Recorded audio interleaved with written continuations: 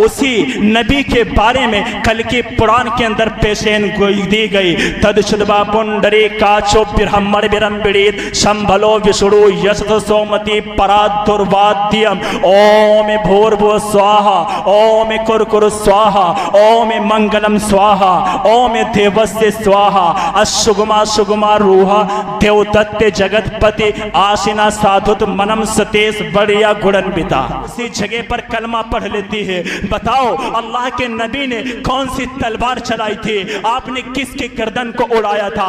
अल्लाह के नबी ने अपने अखलाक के जरिया, अपने कैरेक्टर के जरिया, अच्छे अखलाक के जरिया लोगों के दिलों को जीता और उनको इस्लाम की दावत दी। इस तरीके से लोग मुसलमान हुए, इस तरीके से लोग इस्लाम के अंदर दाखिल हुए। और जिसको तुम्हारी किताब के अंदर भी कहा गया है और जिसको हमारे पड़ोसी भाई हिंदू भाइयों की किताब के अंदर भी कहा गया है, ये उस वाक़ये को कि अल्लाह के नबी सल्लल्लाहु अलैहि वसल्लम एक दिन बस्ती की आबादी से दूरी पर गए हुए और एक बूढ़ी औरत आती है और कहने लगी, जानती नहीं कि ये मोहम्मद सल्लल्लाहु अलैहि वसल्लम है, और आकर के कहने लगी, ऐ अजनबी आदमी, मैं तुझे जानती तो नहीं हूँ, मैं तुझे जानती तो नहीं हूँ, मेरे लकड़ियों के गट्ठर को उठाकर मेरे घर तलक छोड़ दे।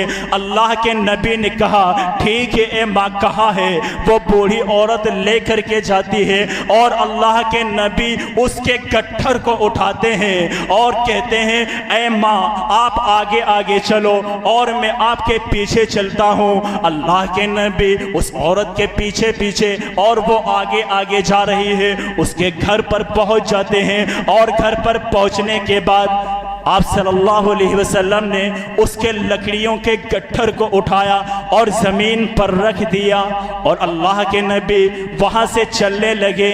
वो बूढ़ी औरत आती है और पीछे से दामन का कुर्ता खींचकर कहने लगी, ऐ अजनबी आदमी, मैं तुझे जानती तो नहीं हूँ, आए हो तो मेरी चंद बकरियां हैं, इनका दूध धोकर चले जाओ। अल्लाह के नबी ने फरमाया, हाँ माँ, मैं गरीबों की तो मदद करता हूँ। आपने बकरियों का दूध दुआ और उस बूढ़ी औरत को दे दिया। अल्लाह के नबी सल्लल्लाहु अलैहि वसल्लम फिर चलने लगे। वो बूढ़ी औरत फिर पीछे के दामन का कुर्ता खींचकर कहने लगी, ऐ अजनबी आदमी, आए ही हो तो मेरी बकरियों का दूध पी लो। अल्लाह के नबी ने फरमाया, ऐ मेरी माँ, ऐ मेरी माँ, मैं उस वक्त तक नहीं कुछ खाता, मैं उस वक्त तक कुछ नहीं पीता जब तक कि मैं गरीबों को ना खिला दूँ, जब तक कि मैं यतीमों को ना खिला दूँ, जब तक कि मैं बेवाओं को ना खिला दूं। वो बूढ़ी औरत कहने लगी, ठीक है। अल्लाह के नबी चलने लगे और फिर आती है और कहने लगी, ऐ अजनबी आदमी, ऐ अजनबी आदमी, मैं तुझे जानती तो नहीं हूँ, मैं तुझे जानती तो नहीं हूँ, लेकिन मेरी चंद नसीहतें हैं, उनको सुनते जाओ। अल्लाह के नबी ने फरमाया, ए माँ बता तेरी क्या नसीहतें हैं, तेरी क्या फजीहतें हैं? वो कहने लगी, ए अजनबी आदमी, बात यह है कि मैंने सुना है कि मक्का के अंदर मोहम्मद नाम का कोई लड़का पैदा हुआ है।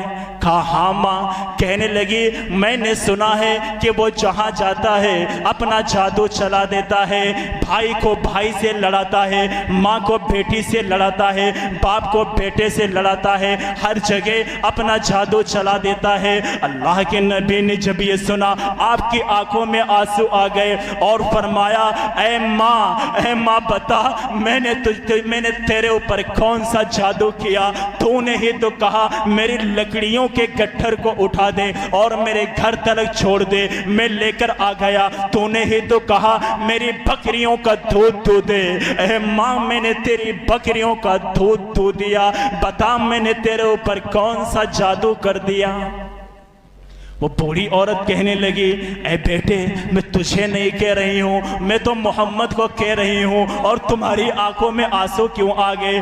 आपने फरमाया, ऐ माँ, तो जिस मोहम्मद इब्ने अब्दुल्ला की बात कर रही है, वो मोहम्मद इब्ने अब्दुल्ला तो मैं ही हूँ, वो मोहम्मदुर रसूलुल्लाह मैं ही हूँ, दुनिया वालों का अल्जाम है। वो बूढ़ी औरत कहने लगी, अगर तू ही वो मोहम्मद इब्ने अब्दुल्ला है, अगर तू ही वो मोहम्मद इब्ने अब्दुल्ला है, तो ये चेहरा किसी झूठे का नहीं हो सकता, ये चेहरा किसी झूठे का नहीं हो सकता।